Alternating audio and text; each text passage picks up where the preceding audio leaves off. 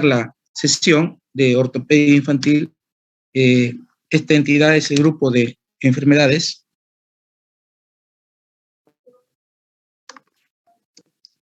Esta entidad corresponde al grupo de enfermedades de naturaleza congénita, donde hay que rendirle tributo al profesor Nicolás Andri, en el cual inició su postulado, el arte de prevenir y corregir en los niños las deformidades del cuerpo. De tal manera que este símbolo es del árbol, con la sujeción de una parante o de un travesaño, es el símbolo universal de la traumatología hoy en día. Vamos a ver dos entidades. La primera, que se llama luxación congénita de cadera, en el cual hay que considerar los fundamentos de Klisic, ¿sí? Donde él menciona el término displasia evolutiva de la cadera como un desorden dinámico potencialmente capaz de mejorar o empeorar. Entonces, como que la clave es la prevención. Este desorden es multifactorial porque afecta a distintas estructuras anatómicas. Dentro de estas hay que considerar la laxitud cápsulo-ligamentaria, el limbo o borde periférico del acetábulo que se invierte y como una lengüeta contribuye a la luxación, una contractura muscular del psoas ilíaco que produce la deformidad en flexión y aducción, y displasias óseas de la cabeza donde lo hace más achatada y el acetábulo lo hace menos cóncavo y más vertical. Entonces, todos estos factores contribuyen a la displasia de la cadera. Esta entidad afecta a 1 por cada 5, de 1 a 5 por cada 1000 nacidos vivos, más frecuentes en el izquierdo que en el derecho, y esto se debe a la posición fetal, es más bilateral que en el derecho también.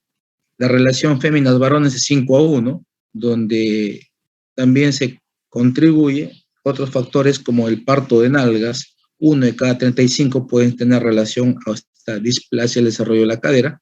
También hay una relación más frecuente en el primogénito, ya que la estrechez pélvica puede condicionar una postura anómala del feto y condicionar esta alteración.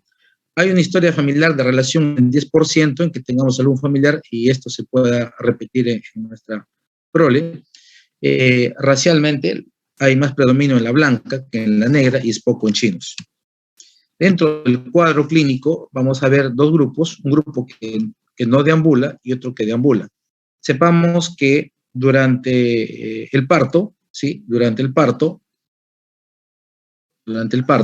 va a existir la necesidad de hacer un tamizaje a todo recién nacido y una de las pruebas clínicas se llama la de Ortolani, ¿sí? ¿En qué consiste? En colocar al bebé en decúbito dorsal, sujetar las rodillas, abducir las caderas e intentar hacer una presión mecánica con los dedos de posterior a anterior para evaluar si hay una laxitud o complacencia cápsula ligamentaria anterior. Y al percibir un chasquido, un clic, podríamos considerar como la prueba de Ortolani positivo. Y también podemos emplear una prueba en sentido inverso, que se llama test de Barlow, ¿sí? Que es más frecuente evaluarla a partir de los 6 meses, donde vamos a hacer una compresión en mecanismo inverso de rodillas en aducción, ¿sí? Una presión mecánica de superior a inferior para evaluar si existe una inestabilidad posterior de la cápsula, ¿no? Esto se percibe a través de un chasquido y una inestabilidad y de modo comparativo. Entonces, estos son los hallazgos más representativos, ¿sí? Luego podemos encontrar también, como vimos en semiología ortopédica, asimetría de pliegues, ¿no? Tanto los pliegues inguinales como los glúteos, los cuales nos da una idea de que hay un miembro que podría estar en una posición anómala.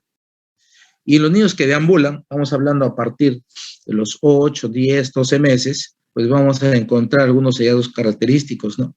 Este es un hallazgo importante que implica colocar al niño en decúbito dorsal, juntar las rodillas, ¿sí? Y vemos que son asimétricas en longitud. Y la rodilla más baja, esta rodilla más baja, está en relación a la displásica, ya que implicaría que el fémur estaría ascendido, ¿sí? En una posición antero-superolateral, ¿sí?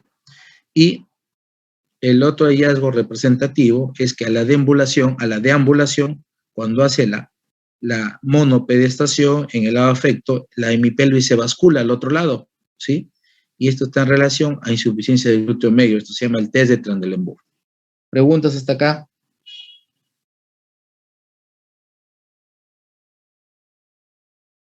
No. Muy bien.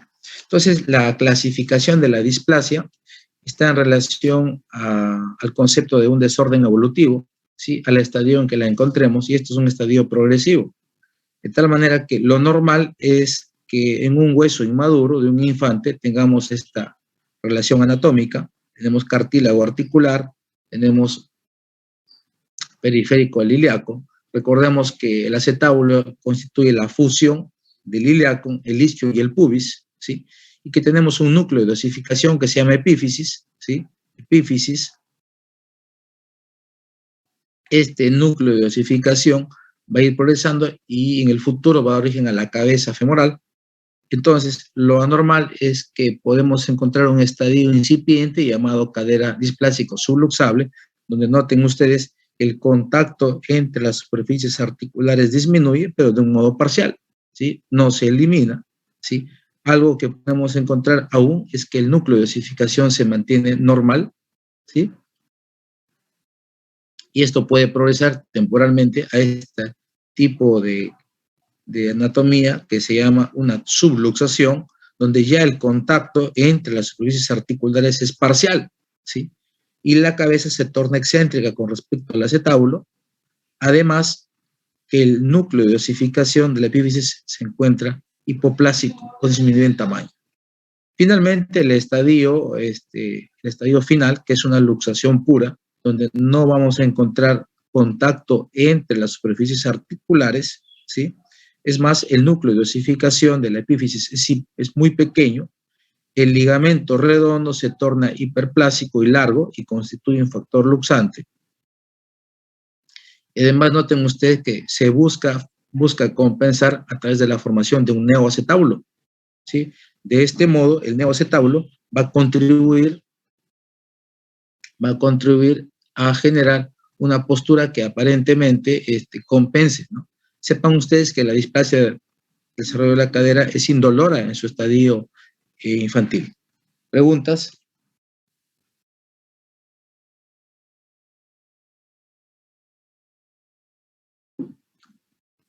Muy bien. Entonces, una de las exigencias que tenemos que hacer nosotros es la evaluación de imágenes, ¿no? En menor de 3 meses se sugiere hacer ecografías seriadas. La ecografía lo hace un radiólogo experto y también requiere un equipo sofisticado en resolución de imágenes. Entonces, vale decir, es lector y equipo dependiente.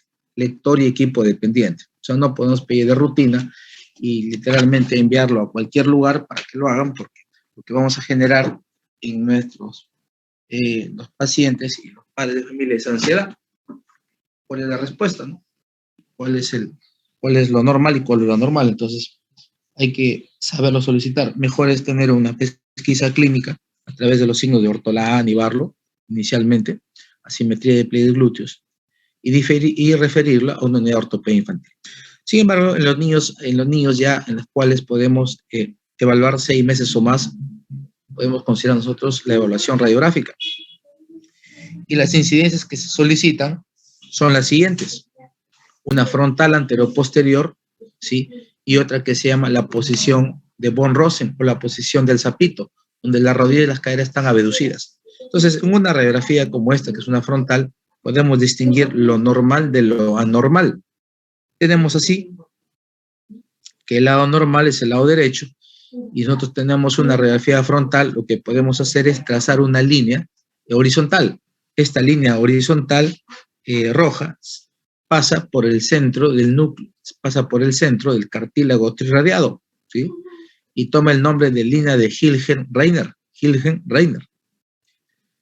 Con respecto a esta línea, podemos trazar una línea perpendicular, ¿sí? Que es la línea azul, ¿sí? En ambos lados, y esta línea azul debe pasar por el borde lateral del acetábulo, ¿sí?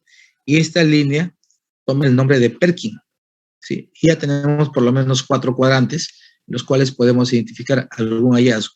Nótese que con respecto a la línea horizontal Hengel-Reiner y vertical de Perkin, el núcleo de osificación o la epífisis suele encontrarse con una tendencia mayoritaria en el cuadrante ínfero-medial. Sin embargo, en el lado afectado, nótense que aparte de ser hipoplásico el núcleo de osificación, este suele encontrarse en una posición de ascenso y lateralización. Entonces hablamos nosotros de que se encuentra en una posición en el cuadrante súpero-externo, ¿ya? Asimismo, podemos trazar una línea que va del borde medial del acetábulo o borde inferior al borde superior. Es una línea graficada con el color violeta y se llama el ángulo de inclinación acetabular, ¿sí? Que suele ser menor o igual a 30 grados en los niños, ¿sí? Y esto nos implica que hay una estabilidad, hay una cierta horizontalidad del acetábulo y que le mantiene la estabilidad en la relación cóncavo, acetábulo, convexo, cabeza femoral. En el otro lado, la línea está, o el ángulo de inclinación acetabular está más amplio, o sea, es mayor a 30 grados. Eso implica más verticalización, menos concavidad, más aplanamiento, ¿sí? Más achatamiento de la hendidura acetabular y también de la cabeza femoral. Y obviamente esto contribuye a la inestabilidad. Otro dato importante que podemos nosotros ayudarnos con imágenes es esto, ¿sí? El famoso arco de Shenton, ¿sí? Este arco de Shenton es una línea verde, ¿sí? Esta línea verde,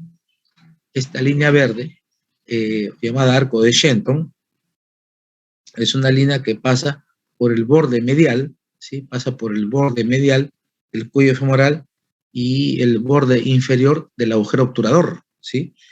Esta línea verde llamada arco de Shenton, suele ser constante. Entonces se llama una línea cérvico-obturatriz. Por otro lado, en el lado afecto, si vemos en el lado medial y proyectamos la línea, nos iríamos de este modo, ¿verdad? Y no nos encontraríamos con el borde superior del agujero obturador.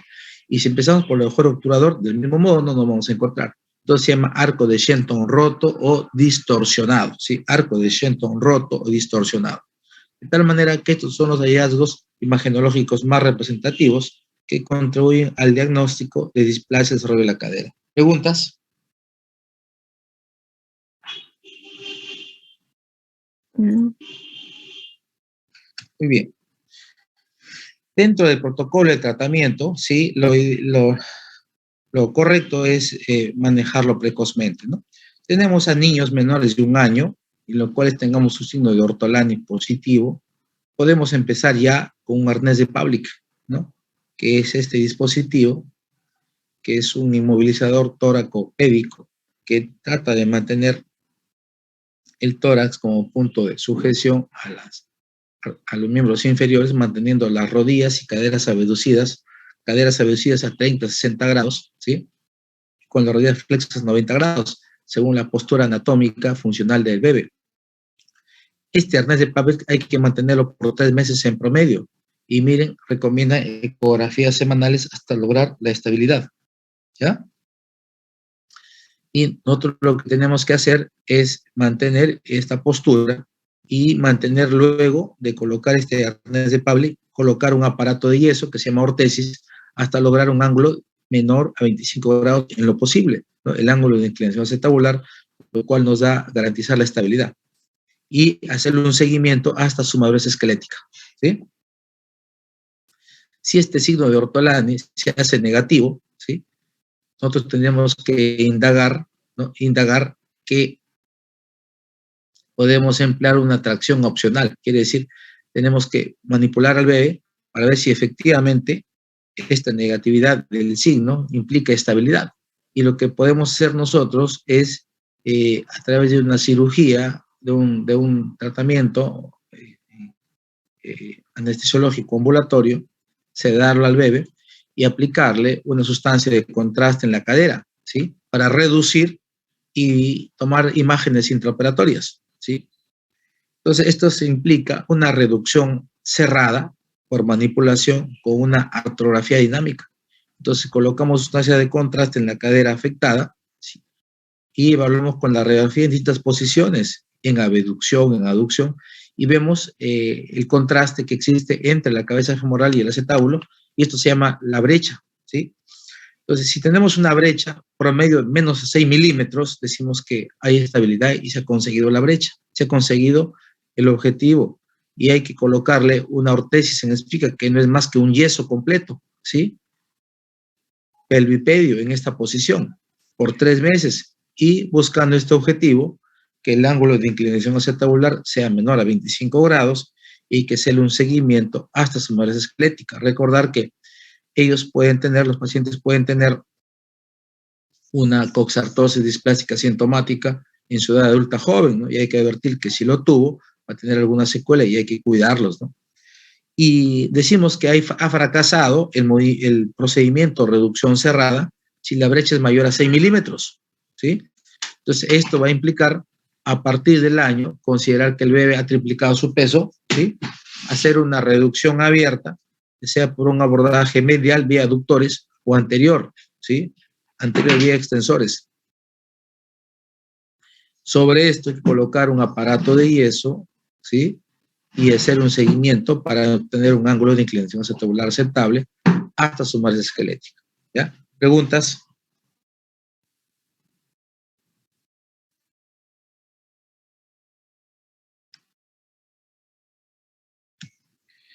Entonces, esta puede ser una de las técnicas de las varias, ¿no? En la cual tiene sus pros y contras. Dice que es un abordaje en incisión en bikini por el borde lateral del ilíaco. Esto se llama la técnica de Somerville, ¿sí? Donde van a hacer un desprendimiento intencionado del tendón del psoas ilíaco, del sartorio y recto femoral, y lo que se logra con ello es ver la cápsula anterior, ¿sí? La cápsula anterior de la cadera, y vamos a encontrar esta postura, una cabeza femoral ascendida, ¿sí? Con una cápsula laxa, redundante, y lo que se hace es aperturar para ver la cabeza femoral y vamos a encontrar el ligamento redondo. Este ligamento redondo, ¿sí? Es el punto de referencia que nos lleva al centro de la cabeza femoral, ¿no? Se tiene que seccionar y recolocar en esta posición, ¿sí? Y suturar, eliminar el remanente de cápsula y suturarlo. Sobre esto hay que inmovilizarlo, ¿no? Esta es una radiografía en la cual el niño ha pasado esta cirugía. Después de hacer esto, se inmoviliza con un aparato y es con una espica, ¿no? Esto fue hecho al año, ¿no? Y a los más o menos 10 años, 10, 12 años, nótese que existe una esclerosis subcondral, ¿no? Entonces vamos a pensar que en el futuro va a tener una coxartrosis displásica, ¿ya? Muy bien, pasamos a la otra entidad denominada el pie equinovaro congénito, más conocido con otras sinonimias como pie sambo, ¿sí? Pie sambo, Talipes equinovarus, club foot, pie en palo de golf o pie bot, así B-O-T. Esta entidad ya fue formalizada en los escritos en los papiros de Hipócrates como pie sambo, así le llamó él. Y fue Ambroise Paré que en el siglo XV le denominó que esta pie sambo tiene 3 características importantes. Tiene un equino y un varo del retropié y un supino del antepié. Entonces, aquí la situación es la siguiente, que a nivel del retropié, medio pie y antepié hay alteraciones y que el punto de partida es el retropié. Entonces, en el retropié, las estructuras óseas, calcáneo, astrágalo, cuboides y escafoides, que constituyen el complejo subastragalino, están luxados, ¿sí? Y el ligamento astrágalo calcáneo interóseo está muy contraído, ¿sí? Esto contribuye al varo, a la posición en varo, el retropié. Y lo que nos da la característica de equino, o sea, de puntas, como el pie del caballo cuando hace el galope, es que el tendón de Aquiles se encuentra acortado, el músculo tibial posterior acortado, sí, contraído, contribuyen al varo retropié, y el tendón del hadrux contribuye a la postura en supino, aducto e inverso, ¿sí? Y nos da además la postura de un pie cabo, ¿no? Con un arco plantar pronunciado. Entonces, esto es una alteración compleja, no es tan simple, ¿no? de corregirla, ¿no? Tanto es así que esto es importante que ustedes sepan, que el equino está en relación a un tendón de Aquiles corto, ¿sí? El varo del retropie está en relación a una contractura del tendón tibial posterior. Y las otras deformaciones del antepié, llámese supinación, el cabo y el aducto, ¿sí? El aducto están en relación a una contractura del aductor del halux. Entonces, ¿cómo tratarlos, no? ¿Cómo saber esto? Antes de eso hay que ver algunos aspectos epidemiológicos. Para ustedes es útil esta mnemotecnia, ¿no? Pie en sambo o también pie equino, varo, aducto y supino. Prevalencia, 1 por cada 1000 nacidos vivos, es menos frecuente que la dispacia de desarrollo de la cadera. Se menciona que hay una característica autosómica dominante con penetrancia incompleta, ¿sí? 50% es bilateral, ¿sí? La relación varones-mujeres es 2-1, ¿sí? Se asocia a una torsión tibial interna, miren, una torsión tibial interna, un cabo, es un arco plantar pronunciado con un pliegue plantar transversal, ¿sí? Son lesiones, son deformaciones asociadas que nos dan cierto pronóstico. Se han mencionado dos causas importantes que contribuyen a esto. Uno, nos dice, una de las causas es que se debería a una alteración original a nivel del plasma germinal del astrágalo, ¿sí? Esto, una alteración un defecto del plasma germinal del astrágalo, ¿sí? Como una causa importante. Y a partir de esta deformación ósea, esta va a contribuir a las alteraciones como flexión plantar, inversión ósea, alteraciones de los tejidos blandos, articulaciones y el complejo músculo tendinoso, ¿ya? Entonces, estas alteraciones opinan varios estudiosos que se debe al defecto del plasma germinal del astrágalo y otros opinan que se debe a alteraciones de los tejidos blandos neuromusculares. Y a nivel del tejido blando, no óseo, constituye el estímulo que va a producir lo siguiente. Todo lo que hemos visto, las alteraciones óseas tridimensionales que contribuyen al equino, al varo, al aducto y al supino. El diagnóstico es eminentemente clínico, ¿no? Es característico la fenotipia que ustedes pueden ver, ¿no? Un pie equino, varo, aducto, supino, pues nos dice mucho, ¿no? Entonces, las deformaciones en distintos planos y ejes del corporal nos dicen. Para establecer el grado de severidad, lo vamos a sostener en Di Meglio. El profesor Di Meglio establece dos características importantes de modo cualitativo a través de un análisis exhaustivo biomecánico. Nos dice, podemos tener un pie EVAS flexible o rígido. Para ello, se basa en este análisis, ¿no? En los distintos planos y ejes de deformación, él evalúa hasta qué punto se puede reducir o mejorar tanto el equino, el varo, la rotación interna, ¿sí? La aducción. Entonces, ve que mientras más rígido está, ¿sí? Le va a obtener más puntaje, como 4 puntos. Mientras más cede de modo pasivo, por ejemplo, aquí está corrigiendo el equino, ¿sí? El equino del retropié está a través de una flexión dorsal pasiva, ¿ve? Entonces, mientras más ceda, menos puntaje, ¿sí? Más flexible.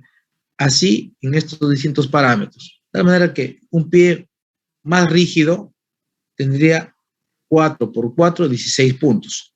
Sin embargo, hay otras características o parámetros clínicos que harían un pie con un pronóstico de mayor rigidez, como sería que tenga un pliegue posterior, un punto, que tenga un pliegue interno, un punto, que tenga un cabo del retropié, un punto, un cabo, digamos, o en el arco plantar un cabo, un arco plantar pronunciado, o que tenga hipotrofia muscular, un punto. Entonces, el máximo puntaje obtenido en un pie rígido completo sería 16 más 4, 20 puntos.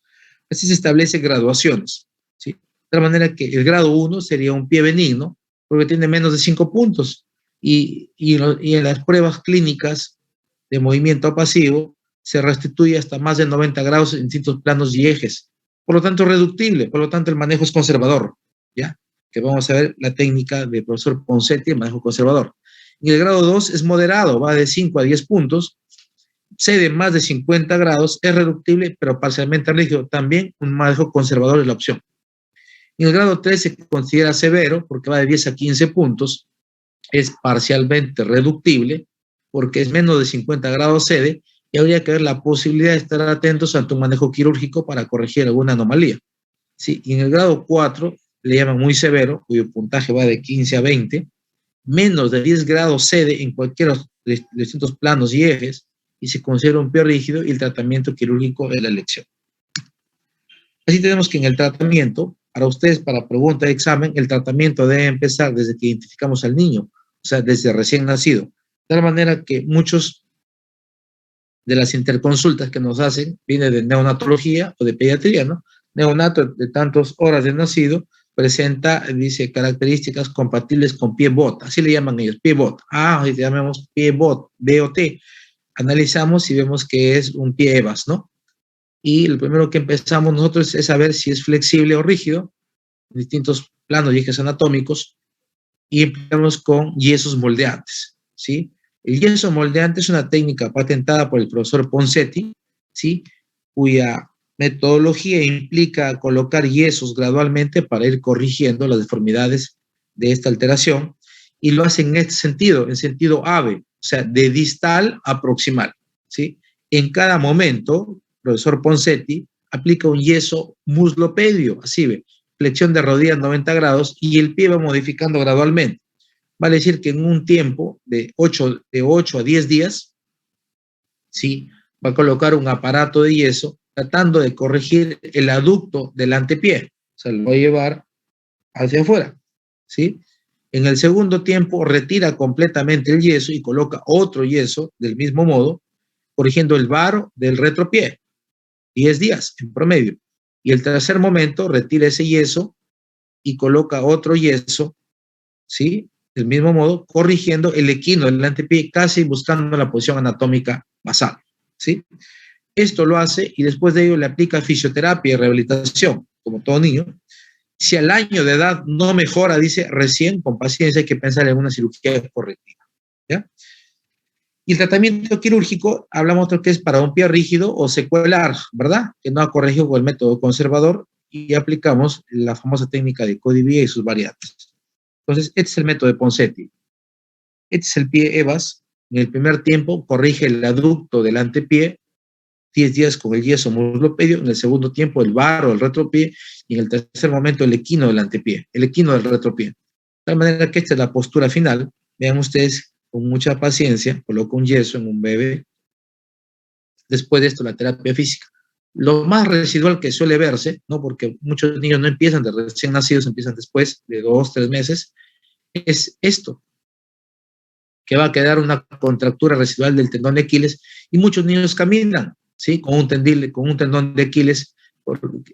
La caminada es parecida o similar al pingüino, de puntitas, ¿no? Y uno se da cuenta que ha corregido bien el aducto del antepié, el varo retropié, pero el equino ha quedado residual. Y lo que se hace es una cirugía menor ambulatoria, ¿sí? Donde se hace una incisión en Z, el tendón de Aquiles, y sobre esto se sutura y se coloca un aparato de yeso en esta posición por 10 días, luego se retira y va a terapia física. ¿Preguntas hasta acá?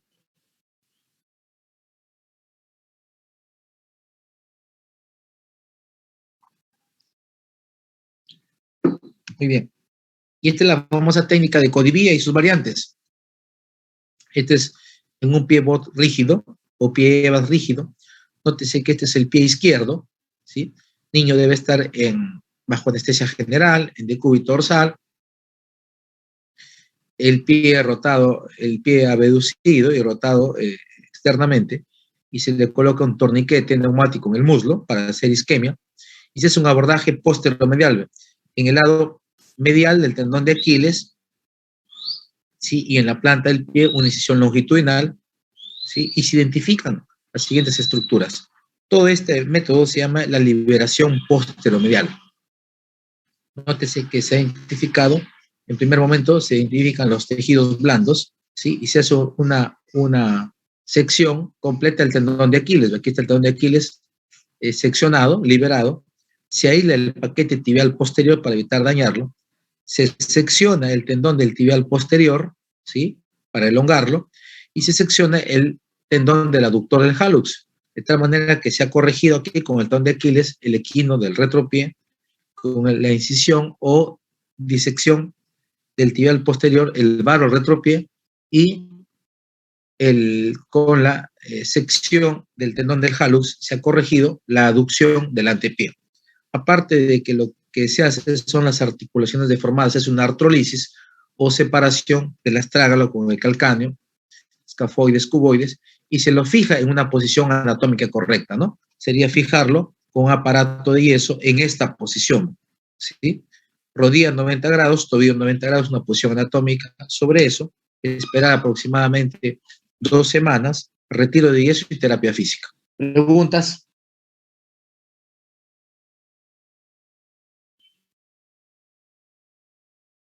Doctor. Muy bien. Entonces les doy compartir pantalla para iniciar la